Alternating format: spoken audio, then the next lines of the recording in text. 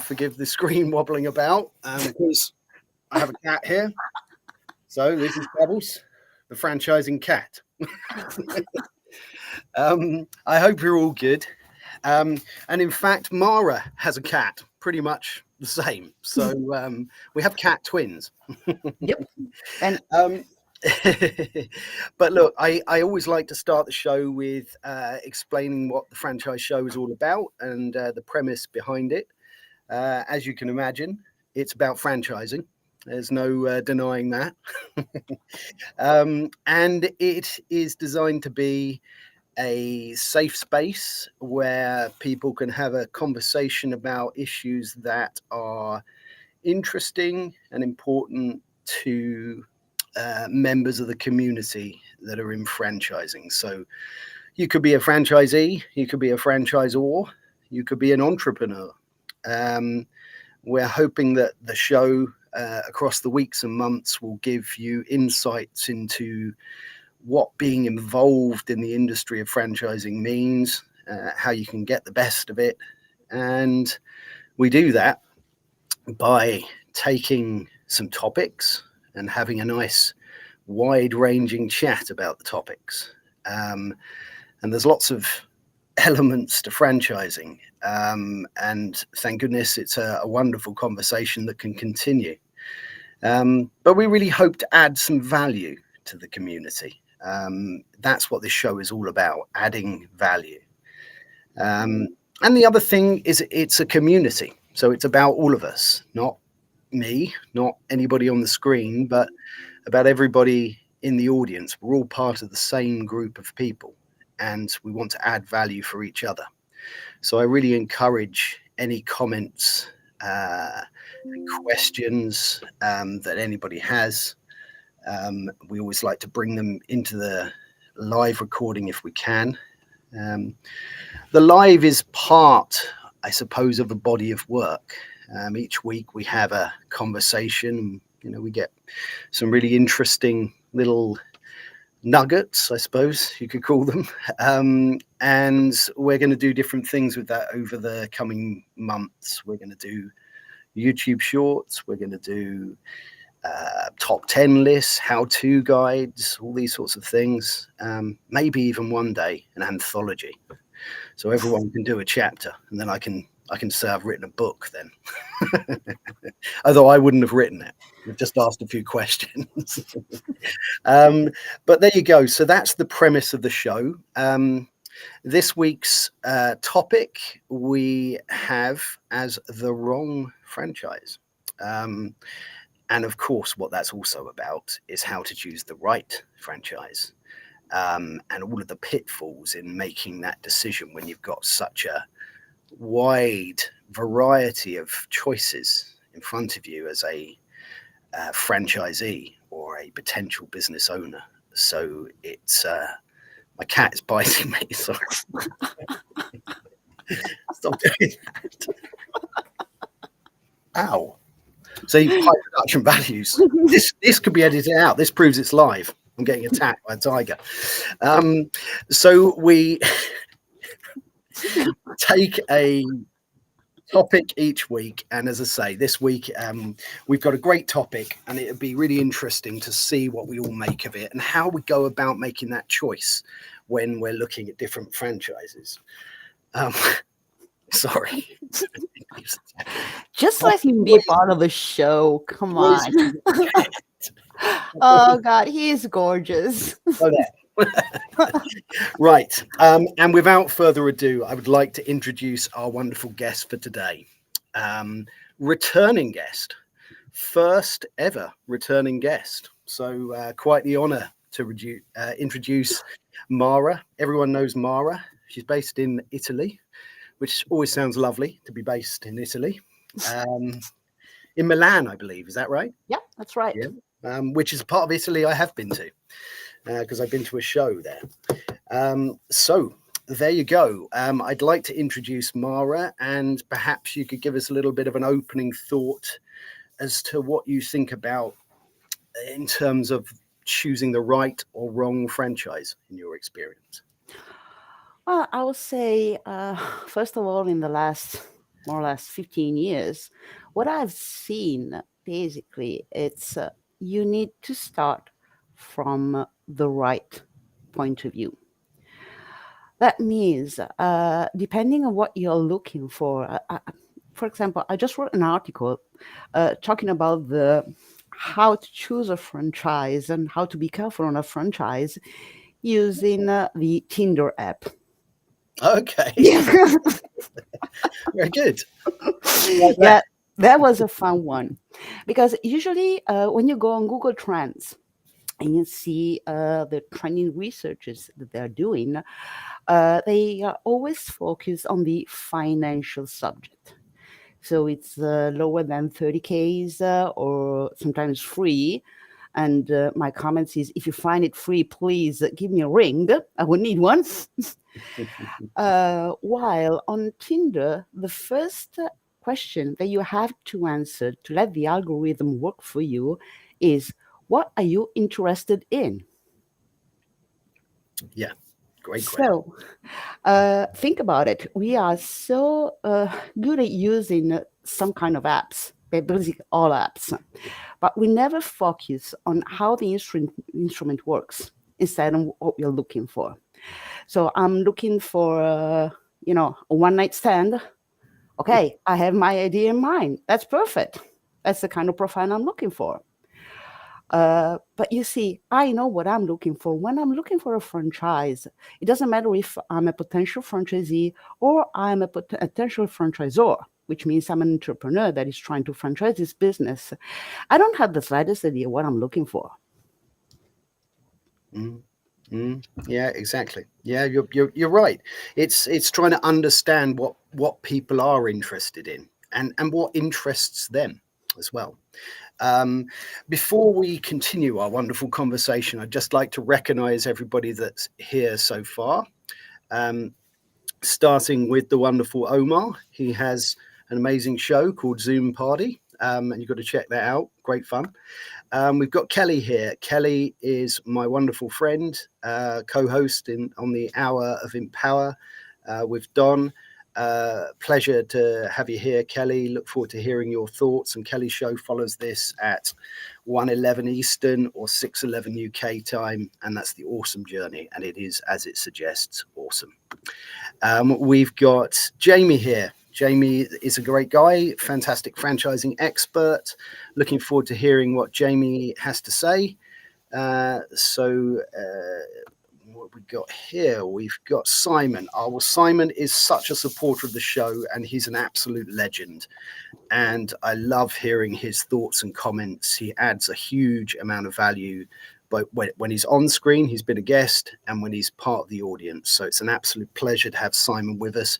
And he's a franchising recruitment expert. So if anybody needs a recruiter, reach out to Simon. We've got Sia here as well. Fantastic to see Sia, part of the Hounds of the Business Hour, producer there, does some amazing stuff. Absolute pleasure to have you here today as well. Thank you so much for joining us.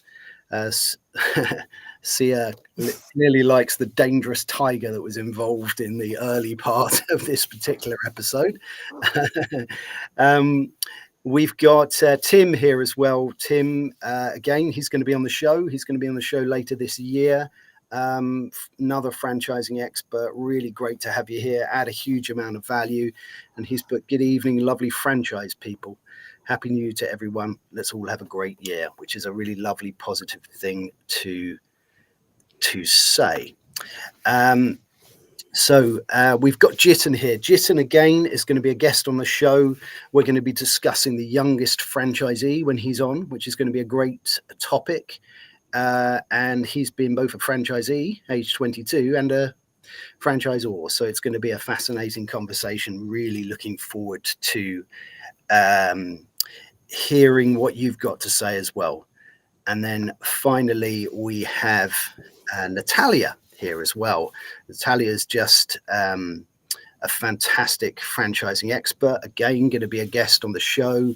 We're going to be discussing all things legal and contracts, and really looking forward to hearing your thoughts on when you make that decision, what goes into that decision, what's right and what's wrong, what you should consider.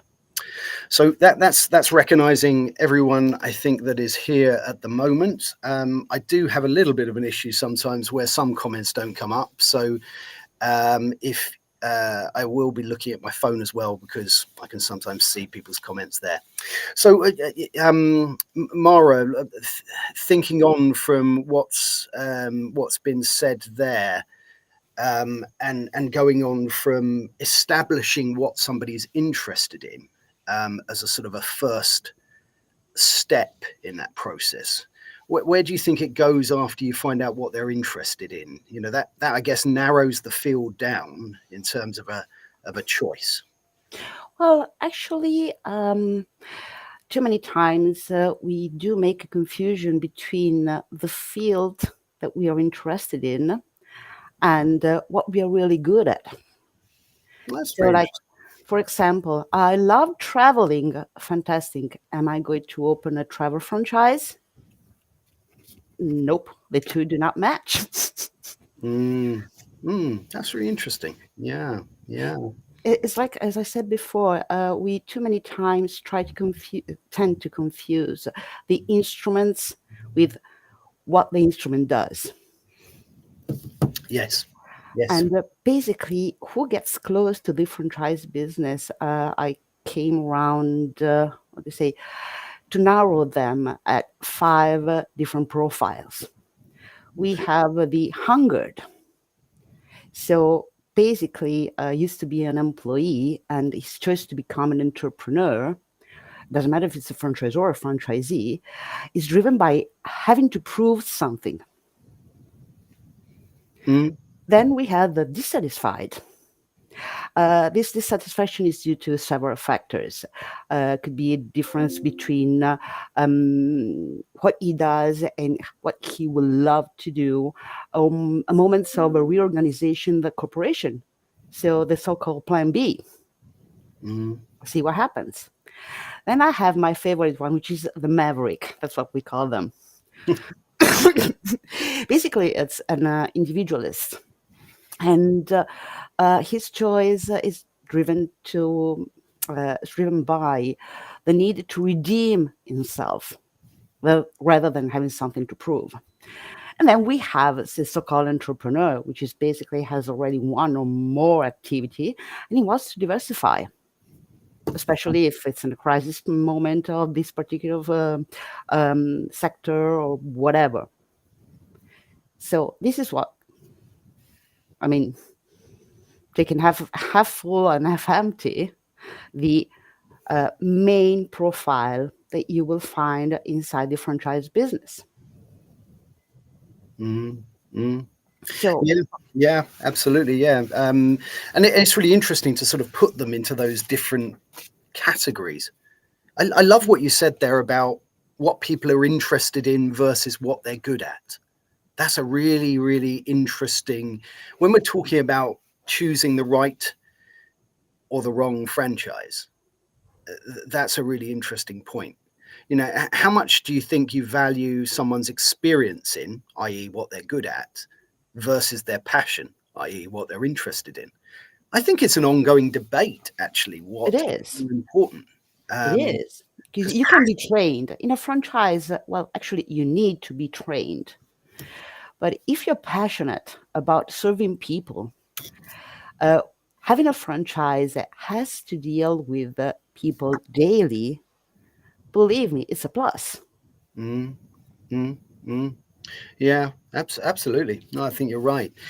We got a comment here from Simon. Let's just read that. Mhm. Um, what do you need from your franchise business? Income replacement or investment return legacy building? Good starting point for choosing the right franchise.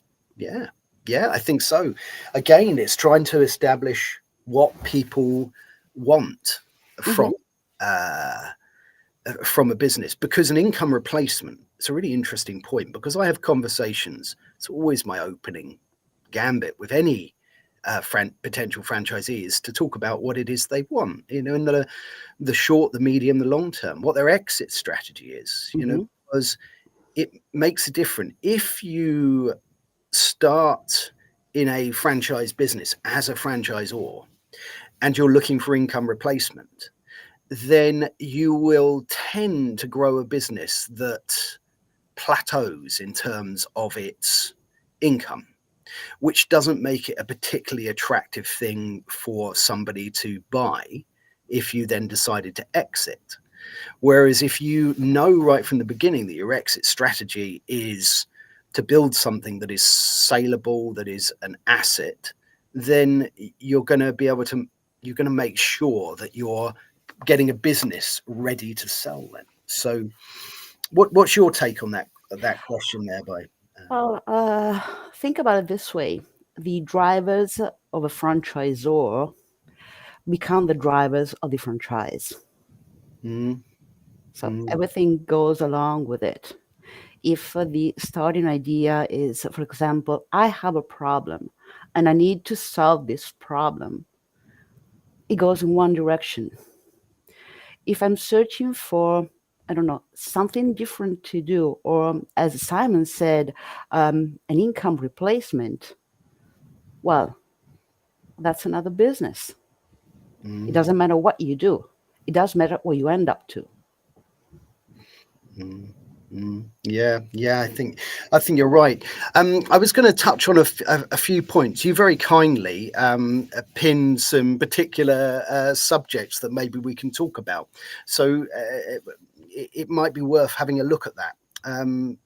So you put there about isolation. What did you mean when you put that in the comment in terms of choosing the right or wrong franchise? Well, When you spoke of isolation.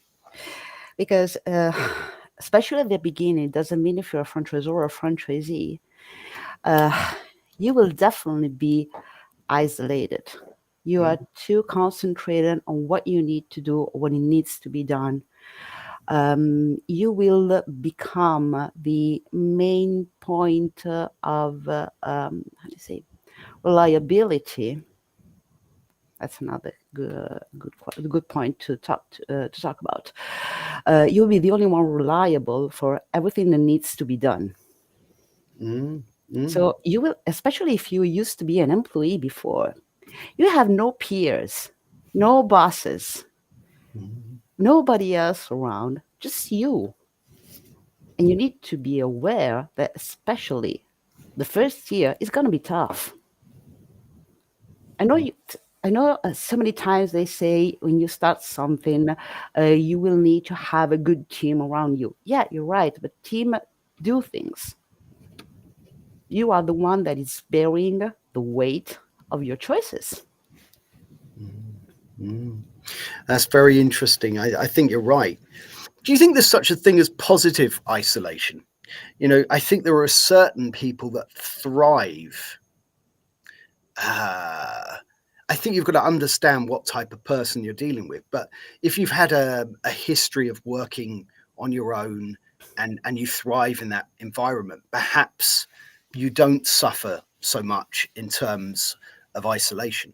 The other thing I was going to ask is, do you think there are different types of franchise that are more isolating than the others? I would have thought there is.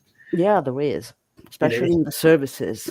yeah. Yeah, I mean, you can feel isolated kind of up here with any business because you can feel like you're on your own dealing with the struggles of that business. But there Mhm. are also businesses where it's a franchise, but you're not constantly surrounded by people. I Okay. talk of the coffee industry because, of course, I know it. But, in that particular world, if you have a shop, in terms of isolation, you've got plenty of people around you, but they don't necessarily all empathize with what it is you're trying to do and what it is that you're going through. So I think you can still feel that isolation, Absolutely. even if you're surrounded by people. I think it's a really interesting one to bring up there. Simon's just come back with another little follow-up to that.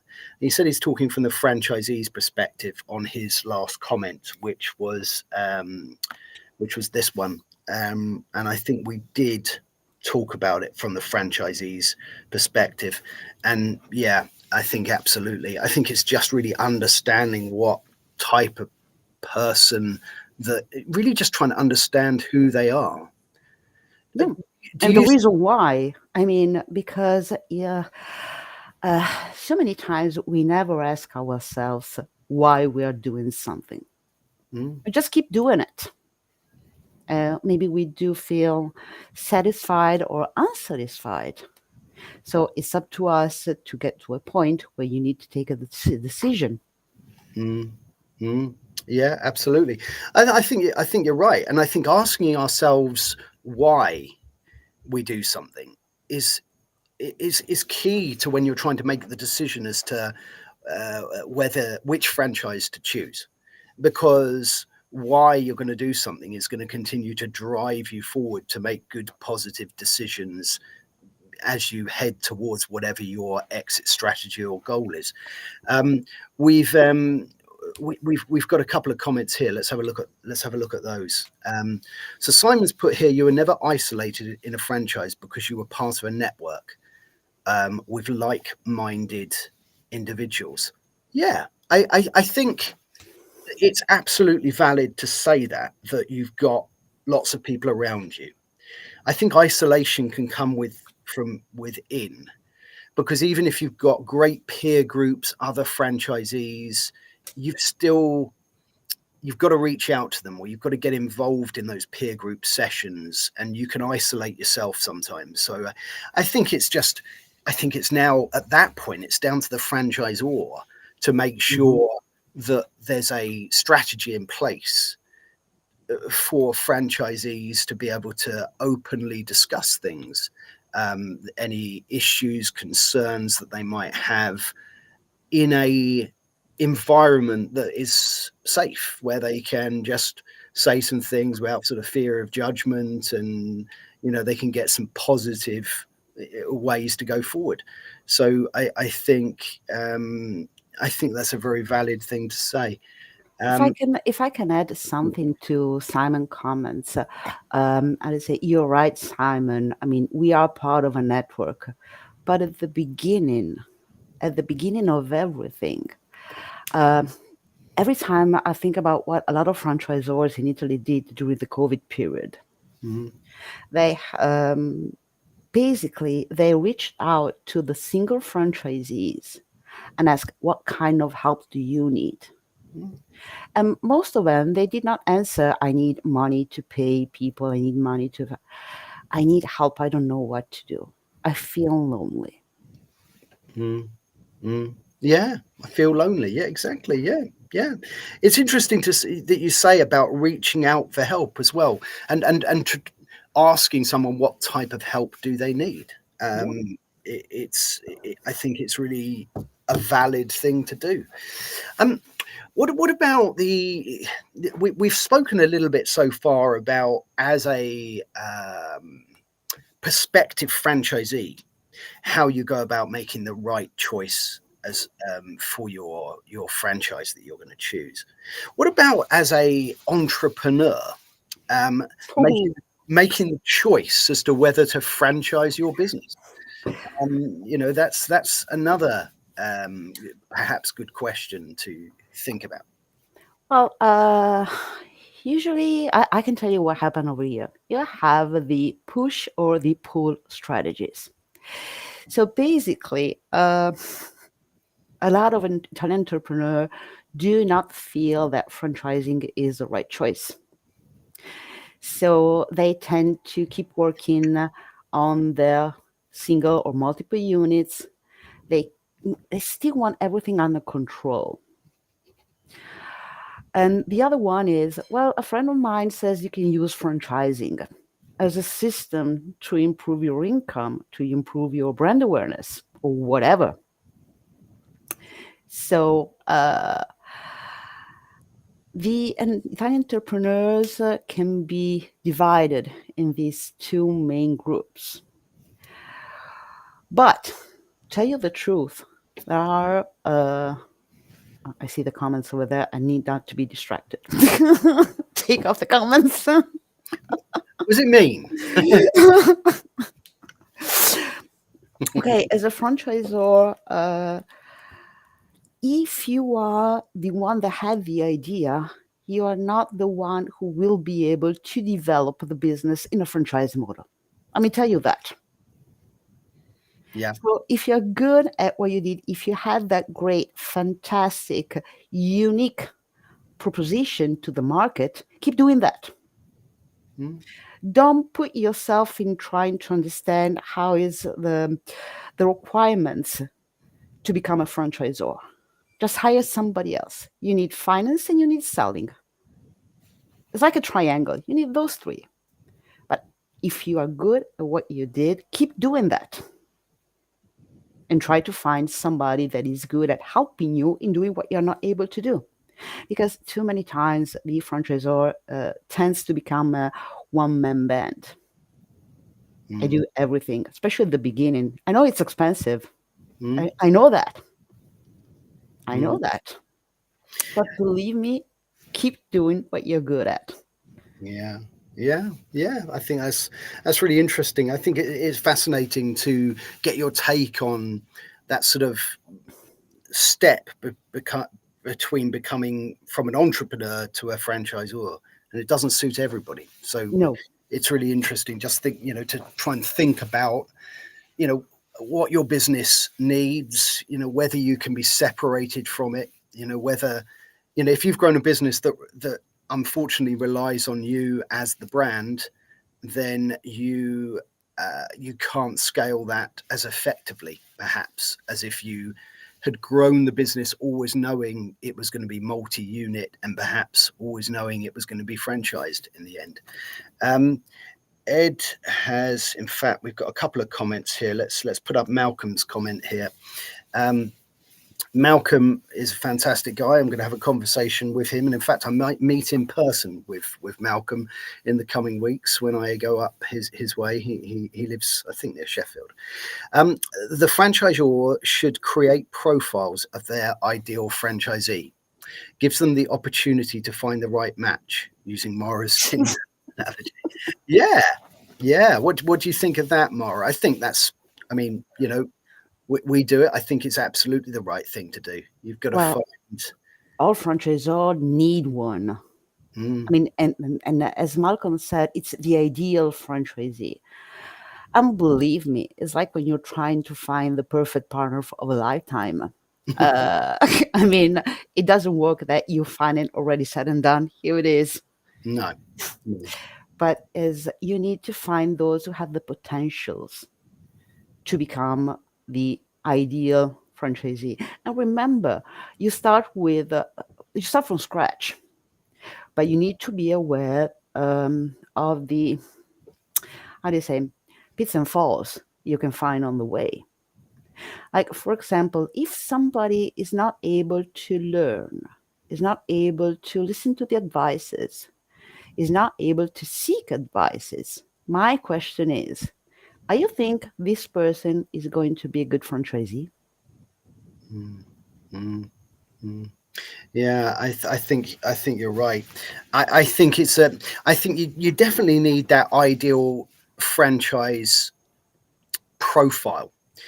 Like you say, you're very rarely going to get somebody who's going to slot neatly in and tick all of those boxes.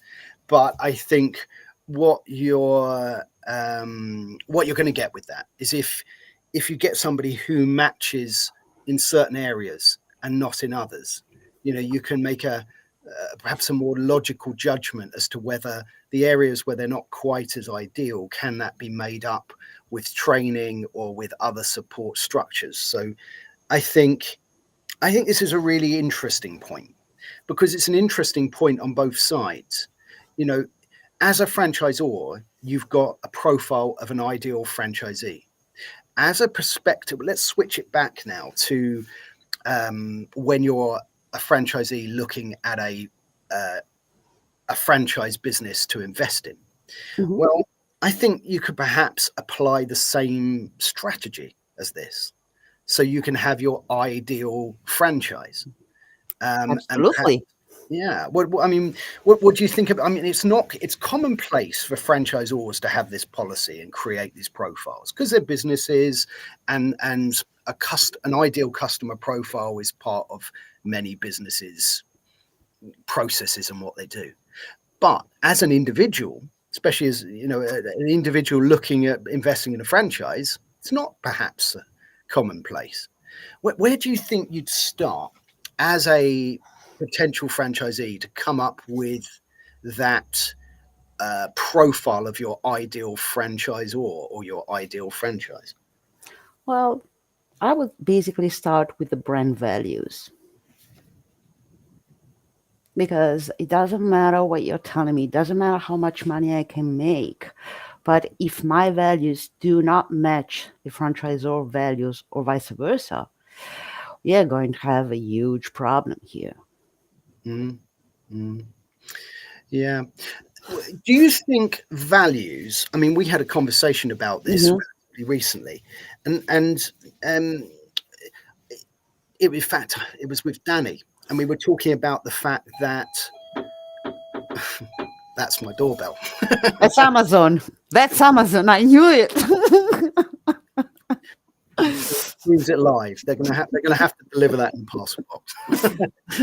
I'm not taking a break at this point. But, I think that that values come from my view on it is values come from people, and that creates culture within an organization. But I think what I think is great is if so brand values or culture is number one on the list. People can begin to think about what might be next on that list. What's your thoughts as to whether there might be something else coming on that list? If I'm able to contact the other franchisee, Okay. because it doesn't matter what kind of marketing you're using, I want to hear it firsthand how the other franchisees have dealt with it Mm, from mm, the beginning. I mean, from the oldest to the newest. mm. Yeah. So Yeah. that gives me the idea if, for example, it's a franchisor that is focused on developing and not on creating a solid base. Too many times franchisors tend to be hungry of new franchisees, new openings, new, more. Um, okay, but what about the others? What about those that have been in the franchise, I don't know, for 2, 3, 5, 10 years? What about them? How do you treat them? Mm, mm. I think that's absolutely crucial, and I like what you said about looking at free access to both sort of young or new franchise owners and established franchise owners, and Hmm. that free access as well. Yeah.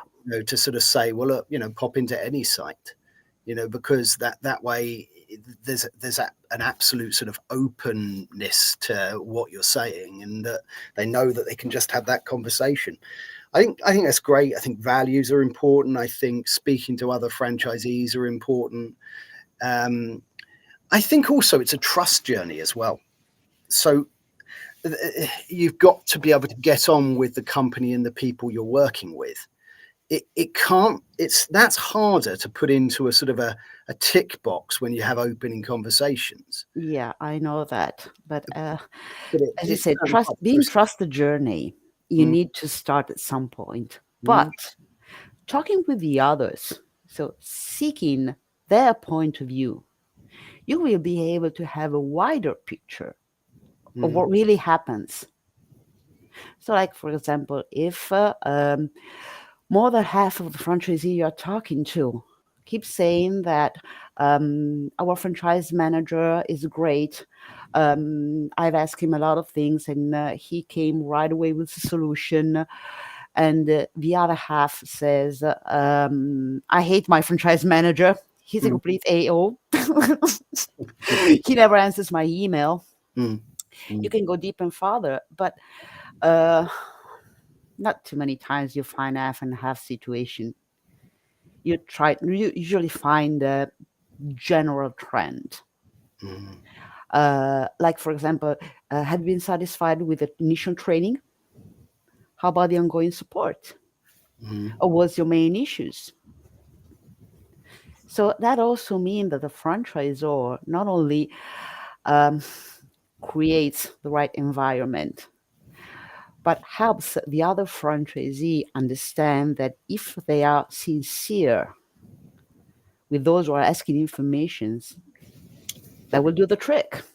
Mm, mm. Absolutely. Let's turn to a few comments here because we've got a few good ones come in. I'm going to start with Malcolm's one here because that really sort of slots in nicely with what you were just saying there about speaking to other franchisees in the network and to understand what those red flags are. And also maybe what the green ones are. I don't know if that's the opposite of red flags, but you're speaking to these potential franchisees, and you've got to understand when you're talking to them and when you've got your set of questions there, what the information that's coming back to you, what's positive, what's negative. How do you balance that out? And I think that's a really good point. Let's have a quick look at what Ed's said here. And this is going back to when we were talking about isolation. I think loneliness doesn't always come down to not having people available to speak to. Quite often it can be that you don't have regular people to check in with on a daily basis. Yeah, I think so. Loneliness comes quite often from up here. And if you feel you're not being listened to, you could be surrounded by people. Or if you feel that things aren't happening as they were meant to be, that can create that feeling of isolation or loneliness. So I think that's really important. And I think as a franchisor, it highlights the need to have good communication with your franchisees. And when you're choosing that franchise, when you're speaking to those franchisees, as you rightly said, Mara, that you're speaking, you're saying, what's the support like, what's the training like, what's the communication like, and you're asking all of these questions, and you're going to start to build a picture from somebody who's already done it. Mm-hmm. Let's have a little look. Who else is here? So we've got Don Cohen here. It's always fantastic to have Don here. He's such a wonderful supporter of other people's shows. I wouldn't have been able to do anything on a LinkedIn Live without his support and training on his show, of which I still am a regular contributor towards. And if you need any LinkedIn Live training, Don Cohen is the man. Check out his live stream network and you will learn a huge amount. So we've got a couple more comments here as well, which I would like to bring up and have a look at. So we've got a comment here from Ed, and he says, what are the franchisor's plans for the future? Are they growing the brand and still have the same passion as they did at the beginning? That's a great point to consider when you're looking at what is the right and what is the wrong franchise choice for you, to ask that question. Do you agree with that, Mara? Have you got anything to add to that about sort of future plans and how that relates to that decision? Well, I think that future and size of the franchisor go along. I mean, think about McDonald's. McDonald's is huge. And it's probably so far away from the initial ideas that it basically has become a financial business. Mm. Yeah, that's So true. that doesn't mean there is good or Really? bad. It depends on what you are looking for. Mm. Mm. Yeah. So maybe you prefer a smaller franchise. And when I say smaller, I mean where the founder or the family of the founder is still on the road. Mm. So they keep bringing the same values from the beginning up till today. Mm. Mm. So that is a kind of choice that you need to do at the beginning. I know it's not easy with a startup franchisor, because the first question as a franchisee is, why should I be the first one? Yeah. Yeah, of course, of course. I But mean, it's going to be the challenge, isn't it, with any it new is. But business? it's a huge opportunity. Think about it. Mm, mm. Of course, definitely, yeah. And I mean, the flexibility you get with younger businesses versus something like McDonald's or Coca-Cola and all of these sorts of brands that are very perhaps rigid now in what they do. Yes, their model has changed a lot, and it's interesting though, isn't it? As an entrepreneur, if you create a franchise business, and what you're trying to do is you're trying to translate your own values into a company culture via things like uh, ops manuals or other procedures that you put in place that are trying to translate that from something you sort of feel in yourself, and you're just trying to say, what is the essence of my business? So I think that's a great point, and I think It is. it can be looked at, and it certainly should be considered. Let's have a look, because we've got 2 or 3 more comments here, and as we're sort of getting towards the end of the session, I want to make sure we bring these up.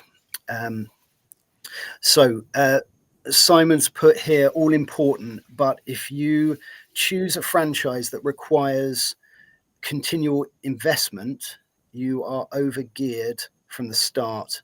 You will struggle, and it will prove to be the wrong one. Yeah. What do you make of that as a comment? I have a question. When we're talking about ongoing investments, Mm, is it because your business plan was not built correctly, or is it because uh, we have F the location, or what we did we do wrong? mm, mm, Okay, first. Second, I would expect a franchisor to be at the side of the franchisee mm, and saying, okay, we made a mistake. Actually, it's we, not you made a mistake, it's we made a mistake. Let's see how we can handle this. I think about when Subway did a lot of mistakes on the locations. What happened? Subways and the franchisee did work together to change the situation. yeah, yeah, yeah. So it's Exactly. always, on the other hand, if you by mistake, by the, I don't know, whatever, that day you were drunk and you found definitely a non franchisor. So basically, somebody that says, I'm a franchisor, but actually it's not. So it doesn't have the requirements, not only legal, but also ethical. I say, okay, this is a huge mistake. And believe me, you have lost money. Please close the door, stop losing money, and get away from that. Mm, yeah, I think you're absolutely right. I mean, just very quickly on that point by Simon about continuous investment, and I like what you said, Mara, there about the business plan, because some franchises do require additional investment up and beyond that first piece of, especially if Mm-hmm. you've got physical assets as part of that franchise. If you've got a building, Yep. it's going to need refurbishing at some point, but that is part of that business plan. It's part of the numbers that you would have already had in there. You would know that a restaurant or a cafe or whatever it might be would need refurbishing after a certain amount of time because things run out. But it's really important when you're making that decision to understand that and to um, make that part of your decision. I want to recognize the fact that we've got Rachel here. Rachel, I had a meeting with her fairly recently. Lovely lady. Lives fairly near to me as well. Fantastic to have you here. Thanks very much for joining us. And she's head of franchise for What Franchise and Global Franchise. So she's very much in a position of helping people choose the right franchise for them, I'm sure. So let's have a look at what she's put here.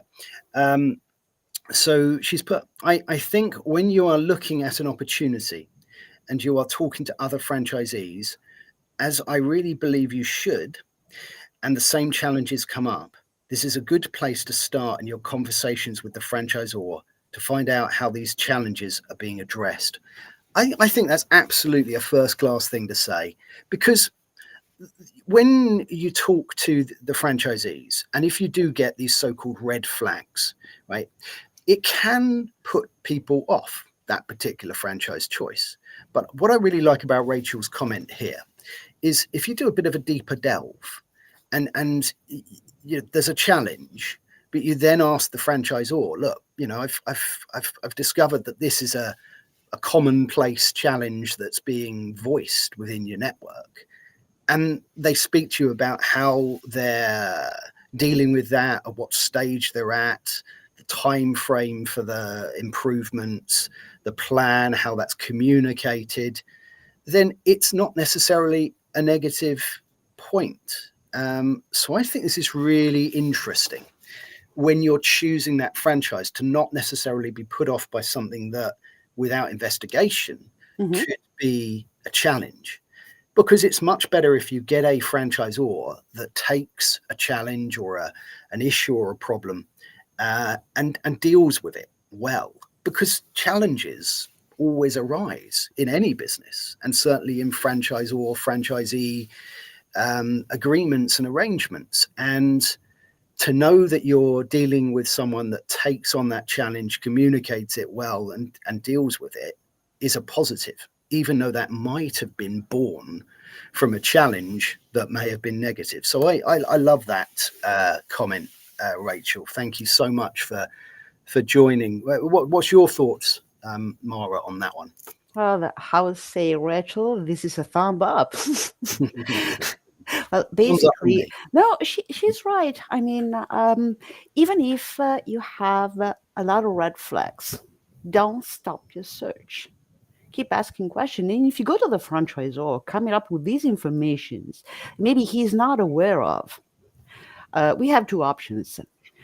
As a franchisor, I would fire myself, because that means I don't have the slightest idea what is happening in my network. And that scares me to death. And the other thing is, yes, an answer like, I know these issues and we're working on it. And we are going to do this, this, this, and that. So also give the franchisor the chance to prove what he's going to do. Take your time. I mean, if you find a franchise, to become a franchisee, so to discuss, to negotiate, to understand, it can take from 6 months to 1 year. So it's not a choice that you take in 5 minutes. Yeah. I think that's really, really great advice, actually, to take your time and also to stay curious. I think if people remember the expression to stay curious, then you're going to just keep asking good questions. We've got a couple of other really, really good comments here. So let's bring them up as we start to draw to the end. So we've got something here. Oh, press the button. Sometimes it's the fundamentals that need to be considered when choosing a franchise. Can you afford it? Do you have sufficient capital to invest to make it work? Yes. Yeah. I mean, Simon's made a great point here. We're talking a few things that are beyond perhaps those fundamentals, but those fundamentals should be absolutely out there at the beginning. You really need to understand how much the franchise is going to cost, because if you've got £50,000 to invest and the franchise is going to demand that you're going to need £200,000 of unencumbered funds, it's not really going to be a goer, and you're going to need to look at something else that ticks those other boxes. So yes, get the fundamentals right in that decision. And I also want to add to Simon's comment, it's not only the initial investment. Too many franchisees do forget the working capital. Yeah. Yes. Yeah, you're right. I talk about working capital a lot with franchisees, and it's really, really important. You've got that investment that's made up of all sorts of different things, but that working capital, the franchise fees, the fit out of whatever it is you're going to do. It all has to be spoken about right at the beginning. And working capital is something that is sometimes not forgotten, but it's not spoken about as much as it should be, and it should be It's part. underestimated. I mean, think about, I don't know, what if, I mean, when you rent, I don't know over there, but over here, if you rent a premise, you will need to give 6 months in advance. Mm, 6. mm. So that is part of the working capital, not the investment. Yeah, definitely. It's certainly something that's very important to consider those fundamentals. We've got Danny here as well. Fantastic to have Danny with us, a franchising legend, and going to be on the podcast this year. Now, Danny's put here one thing which I don't think was mentioned is passion. A lot is said about how profitable a certain franchise investment is. When is the break-even point, etc. But it is important to think yourself whether this business excites you. And let me just go to this other bit. Would you be passionate about it in 3 to 5 years? Is this your dream come true? I love that, Danny. I really do. I often ask people this question: what is your dream? How do you see your life when you're running a franchise business? And to try and discover what someone's passion is vital. And it's partly the job of the franchisee to know their passions, but also partly the job of the franchisor to see whether their business excites someone and they would have that passion and enthusiasm 3 to 5 years later.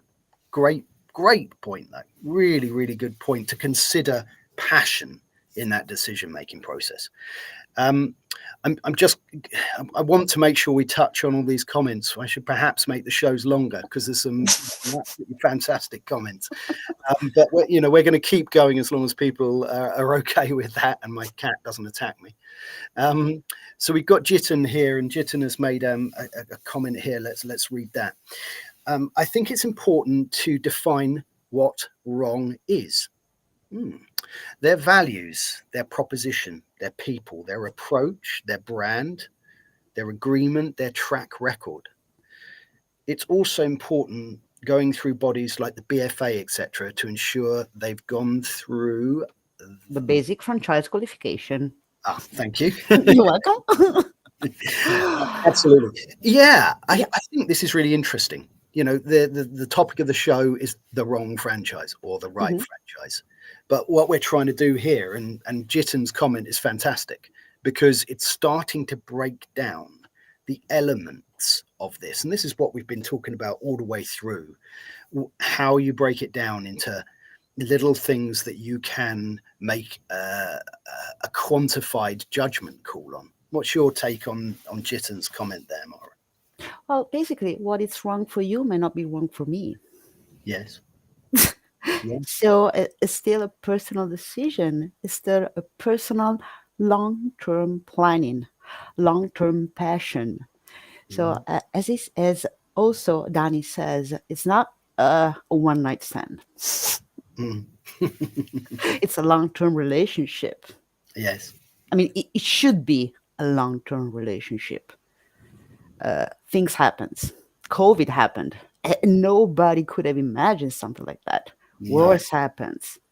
And you know how that impacts on business and people. So you'll never know what will happen next. And I would say, Danny's right, passion. Passion is fantastic, but sometimes when we are too passionate, we tend to lose the sight of the long term. I found a phrase that sometimes helps me explain what failure is. So sustainable failures happens as the consequence of small daily acts of neglect. that stack up over time to lead to a blow up and a breakdown. So it's never the one huge thing. It's like the drop, one small drop at a time. I do help a lot of franchisee exit the franchise in Italy. And what comes to my mind is always, well, okay, you are tired now, but what have you done in the previous year? Did you talk to the franchisor? Did you try to find a solution? What did you do? Nothing. And I said, well, so what do you expect? Yeah, I think you've got it there, and I think Danny's point here about passion is a really interesting one, because I get it from both sides. I think what you were talking about there, Mara, about the fact that it's not one big thing that goes wrong; it's lots of little neglects. I think that's really important, and I think it's the same that there's not one great big challenge. There's a lot normally. COVID aside in that, but that there's normally lots of little challenges. Now, what I like about Danny's comment here is that passion or that motivation can often carry us through those challenges, I think. Or that's my thought on it. It can do. I think you're right to exercise caution if passion is the only motivator for choosing the franchise.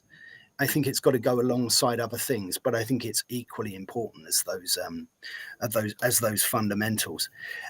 We are starting to draw towards an end today, but I just want to bring up a last comment here by Natalia. And Natalia's put so many good points. Fantastic and well done. Why, thank you. Just one final point to add. Getting legal advice on the franchise agreement should be part of due diligence. It still shocks me how many people don't get legal advice, and to seek it from a lawyer experienced in franchising. Well, that is, do you know what? That's a perfect comment to end on, I think. And I'll hand it across to you, Mara, in a moment. But not only do you need to talk to Natalia if you need help in that particular area, but that's kind of one of the, once you see the contract and once you start getting into the real details of the agreement, the contract, the disclosure agreement, whatever it might be, yes, absolutely, you need that expert on franchising legal work, because you look at most contracts and most people won't understand half of what's written in it, because it's just the way they're done, isn't it?